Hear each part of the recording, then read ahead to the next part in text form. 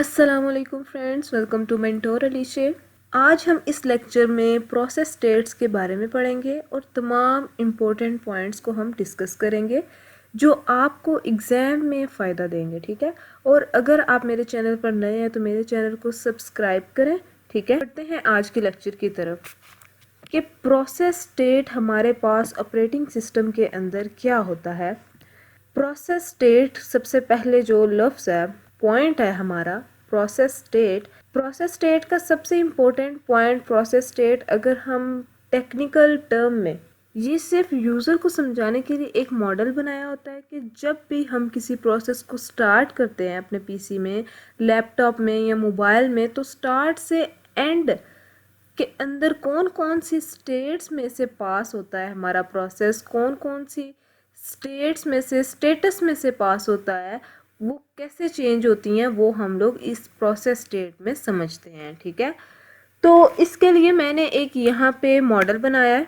ठीक है, ये मॉडल है मेरा, ताकि पता चल सके कि प्रोसेस ग्रो कैसे करता है और मूव करता कैसे है। ठीक है, स्टार्ट से एंड तक हमारा प्रोसेस कैसे चलता है। ठीक है, तो सबसे पहले हमारे पास कौन सी स्टेट आ जाती है? New state. कौन सी स्टेट है हमारे पास? New state.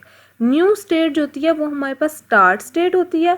न्यू का मतलब क्या है कि जब हमने प्रोसेस को क्रिएट किया था, प्रोसेस को क्रिएट करने का मतलब क्या है, लेट से आपने एक प्रोग्राम लिखा है, सी प्रोग्राम है, और प्रोग्राम को लिखते ही फर्ज करें आपने इसे सेव कर दिया है, मतलब सेकेंडरी मेमोरी में आपने परमानेंट डाल दिया है, मतलब वो एक स्टेबल स्टेट में पड़ा है। ठीक है, तो इसे हम कहेंगे कि न्यू स्टेट।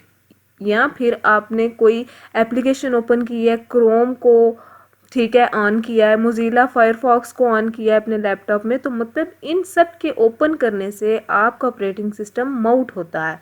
ठीक है, तो बैकग्राउंड ये बहुत सारे प्रोसेस स्टार्ट हो जाते हैं। बैकग्राउंड में क्या होता है कि हमारे बहुत सारे जो प्रोसेसेस होते हैं वो स्टार्ट हो जाते हैं, तो एक्चुअली में ये न्यू स्टेट में होता है। ठीक है, अब इससे पहले कोई प्रोसेस नहीं था। अब ये जो हमारे पास क्या है, न्यू स्टेट जो थी, इससे पहले कोई प्रोसेस नहीं था, लेकिन अब हमने एक न्यू प्रोसेस को क्रिएट कर दिया है। क्रिएट करते ही हमने इसे पॉक्ड कर दिया, तो पॉक्ड करते ही वो एक्टिव स्टेट में चला जाएगा।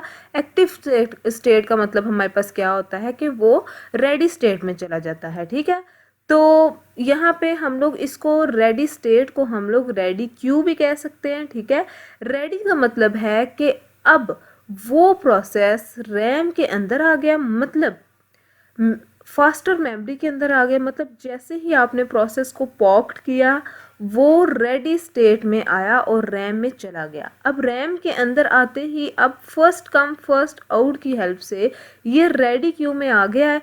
यहाँ पे जो रैम है, यहाँ पे जो हमारी रैम है वो लिमिटेड होती है। वो कितनी हो सकती है हमारे पास? 2 GB की, 4 GB, 8 GB की, 64, मतलब इस तरह से वो लिमिटेड होगी। तो यहाँ पे ये नहीं है कि आप सारे प्रोसेसेस ही रेडी क्यू में आ सकते हैं। ठीक है, कुछ प्रोसेसेस को हम सिर्फ रेडी क्यू में लाते हैं। अब वो कौन से प्रोसेसेस हैं, कौन इन्हें लेके आता है? वो लेके आता है लॉन्ग टर्म शेड्यूलर। कौन लेके आता है? हमारे लॉन्ग टर्म शेड्यूलर जो होता है वो उन प्रोसेसेस को हमारे यहाँ पे रैम में लेके आता है। ठीक है, तो ये काम करता है कि मल्टी प्रोग्रामिंग को रेडी क्यू में लाने का। अब फर्ज करें हम ज़्यादा से ज़्यादा प्रोसेसेस को ले आए हैं रेडी क्यू के अंदर, हमारा टास्क सिर्फ इतना नहीं है कि हमने इन प्रोसेसेस को एग्जीक्यूट करना है। ठीक है, हर प्रोसेस चाहता है कि मुझे कुछ देर के लिए सीपीयू दे ताकि मैं एग्जीक्यूट होके टर्मिनेट हो सकूं। ठीक है, अब रेडी क्यू में जितने भी प्रोसेसेस आ गए हैं इसे हमने डिस्पैच कर दिया है। क्या किया है? डिस्पैच हम लोगों ने कर दिया है। अब एक्चुअली में यहाँ पे हमारा ये जो डिस्पैच है इसका क्या मतलब है कि हमने इसे शेड्यूल कर दिया है। कहाँ पे? रनिंग स्टेट पे। कहाँ पे डिस्पैच कर दिया है? रनिंग स्टेट पे हमने इसको शेड्यूल कर दिया है। अब रनिंग स्टेट के ऊपर, अब रनिंग स्टेट के अंदर कितने प्रोसेसेस को लाएंगे, अब हमें ये भी नहीं पता है कि हम लोग रनिंग स्टेट में कितने प्रोसेसेस लाएंगे। ये डिपेंड करता है रनिंग स्टेट का मतलब कि ये डिपेंड करता है कि आपके पास कितने सीपीयूज हैं। ठीक है, क्या है, आपके पास कितने सीपीयूज हैं। रनिंग स्टेट का मतलब क्या है कि हम इसे एग्जीक्यूट कर रहे हैं। अगर आपका सिस्टम यूनी प्रोसेसर है तो एक सीपीयू है। ठीक है, अगर आपका सिस्टम क्या है, यूनी प्रोसेसर है, तो आपका सीपीयू जो है वो एक है। लेकिन अगर वो मल्टीपल प्रोसेसेस होते हैं उसके पास, तो वो हमारा क्या हो जाएगा, ग्रिड कंप्यूटर है। या आप कोई एडवांस सिस्टम यूज़ कर रहे हैं तो इसको आप कह सकते हैं कि आपके पास मल्टीपल सीपीयूज हैं, लेकिन आज के टाइम पे हमारे पास सिर्फ यूनी प्रोसेसर ही है। ठीक है, तो हम क्या करेंगे कि रेडी स्टेट जो है हमारे पास, रेडी क्यू जो है, इससे हम एक प्रोसेस को उठाएंगे, यहाँ से एक प्रोसेस को हम लोग उठाएंगे। ठीक है, और इस एक प्रोसेसर में मैंने शेड्यूल कर दिया, डिस्पैच कर दिया इसको, कहाँ पे, रनिंग स्टेट में ऊपर। अब हमने जब इसे सीपीयू को दे दिया है, इसे कहा कि अब तुम इसे एग्जीक्यूट करो। ठीक है, लेकिन अब वो प्रोसेस पड़ा कहाँ है, जो हम लोगों ने यहाँ पे प्रोसेस डिस्पैच कर दिया है, अब वो प्रोसेस पड़ा किधर है, अभी भी वो रैम के अंदर ही है, लेकिन इनका स्टेटस चेंज हो गया है। ठीक है, अब वो एक नई जगह पे चला गया है, एक नए एड्रेस पे चला गया है। ठीक है, एड्रेस पे आ गया है जहाँ पे एग्जीक्यूट, जो सीपीयू जो होता है एग्जीक्यूट होगा। जो भी हमने इसमें इंस्ट्रक्शंस चलानी है या जो भी इंस्ट्रक्शन सीपीयू को दे रहे हैं, तो सीपीयू सबको एग्जीक्यूट करता जाता है। ठीक है, अब जब सारे इंस्ट्रक्शंस को हम लोग कंप्लीट कर देते हैं तो फिर मतलब प्रोसेस टर्मिनेट हो जाएगा, रिलीज हो जाएगा। ठीक है, टर्मिनेट या रिलीज होने का मतलब क्या है कि डी एलोकेशन, और डी एलोकेशन का मतलब क्या है, जब वो प्रोसेस रेडी स्टेट में आया, रैम के अंदर आया यहाँ पे, तो हमने इसे कुछ एड्रेस दिया था, रैम के अंदर आया, उसको कुछ एड्रेस प्रोवाइड किया, उसको कोई रिसोर्सेज प्रोवाइड किए थे, वो प्रोसेस जा रहा है। ठीक है, कंप्लीट हो गया है। ठीक है, हमारा जब प्रोसेस एग्जीक्यूट हो गया, कंप्लीट हो गया, ठीक है, अब फिर हम इन रिसोर्सेज को वापस ले लेंगे प्रोसेस से। ठीक है, क्या करेंगे, वो रिसोर्सेज वापस ले लेंगे। जैसा कि हमारी रैम लिमिटेड है, यहाँ पे हमारी रैम जब लिमिटेड है तो इसके अंदर रिसोर्सेज और एड्रेस इससे वापस ले लिए जो इसे प्रोवाइड किए थे, और इसको टर्मिनेट किया। टर्मिनेट का मतलब कंप्लीट हो गया प्रोसेस।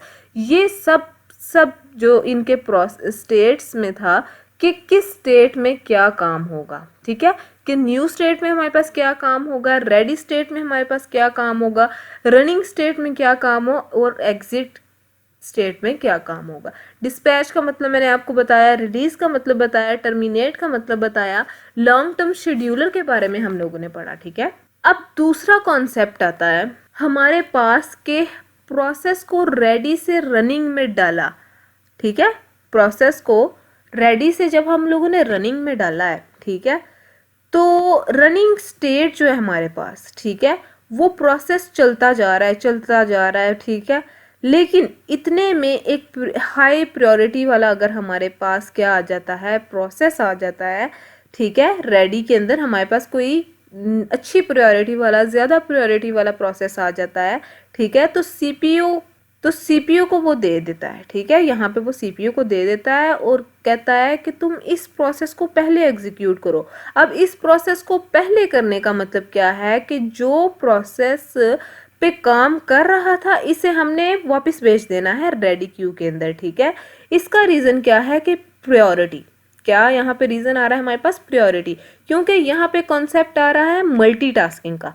जब हमारे पास कोई हाई प्रायोरिटी वाला प्रोसेस आ गया है, हमने पहले वाले प्रोसेस को छोड़ के अगला प्रोसेस जब हम लोगों ने उसको रन कर दिया, तो वो हमारे पास मल्टीटास्किंग के कॉन्सेप्ट में आ जाता है। ठीक है, कि आप एक टाइम में मल्टीपल टाइम में, इस एक टाइम पे मल्टीपल प्रोसेसेस को एग्जीक्यूट जो है कर सकते हैं। तो ज़्यादा प्रायोरिटी वाले प्रोसेस को पहले एग्जीक्यूट करेगा सीपीयू, और पहले वाले को हम लोग रेडी क्यू में वापस भेज देंगे। ठीक है, तो इस काम को करने के लिए कौन हेल्प कर रहा है, हमारा शॉर्ट टर्म शेड्यूलर जो है वो हमारे लिए इस काम के लिए काम कर रहा है। और उसकी रिस्पॉन्सिबिलिटी क्या है कि रेडी स्टेट से एक प्रोसेस को उठाओ और इसे रनिंग स्टेट में को यानी सीपीयू को दे दो, और अगर सीपीयू इसे यानी इस प्रोसेस को पूरा एग्जीक्यूट कर रहा है यानी मल्टीटास्किंग नहीं हो रही है, तो आप कह सकते हो कि ये नॉन प्रीएम्प्टिव है। ये टॉपिक्स बहुत इंपॉर्टेंट हैं, long term scheduler, short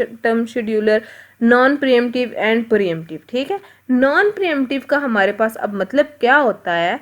non pre-emptive का मतलब है कि अगर सीपीयू प्रोसेस को पूरा चलाएगा, मतलब कंप्लीटली एग्जीक्यूट करेगा हमारे प्रोसेस को, तो कोई प्योरिटी, कोई भी टाइम क्वांटम अंदर नहीं लाएगा, तो वो हमारे पास क्या हो जाएगा? नॉन प्रीएम्प्टिव हो जाएगा। ठीक है, नॉन प्रीएम्प्टिव का मतलब क्या है कि हमारा कोई भी प्रोसेस जंप नहीं करेगा। ठीक है, और प्रीएम्प्टिव का मतलब हमारे पास क्या है? अगर हम रनिंग प्रोसेस के अंदर ही स्टॉप कर रहे हैं, क्योंकि अंदर एक हाई प्योरिटी वाला प्रोसेस आ रहा है, टाइम क्वांटम का भी मसला आ रहा है, तो प्रोसेस आ गया है इसके अंदर, तो हम लोग क्या करेंगे? उसको एक्सपायर हो गया है हमारा टाइम क्वांटम भी, इसका अगर एक्सपायर हो गया है तो इसको हम लोग क्या बोलते हैं? प्रीएम्प्टिव। प्रीएम्प्टिव क्या होता है हमारे पास?